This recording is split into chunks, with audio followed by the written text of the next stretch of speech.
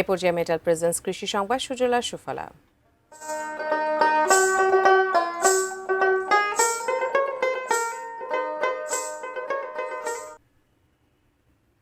আবহাওয়া সব দিক থেকে অনুকূলে থাকায় নাটোরের আমের গাছগুলো ছেয়ে গেছে মুকুলে মুকুলে।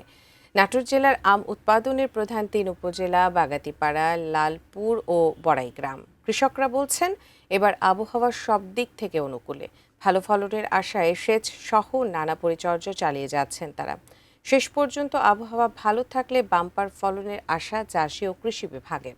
নাটোরে এবার আমের উৎপাদন ৮৫,০০০ মেট্রিক টন ছাড়িয়ে যাবে বলে মনে করছেন সংশ্লিষ্টরা।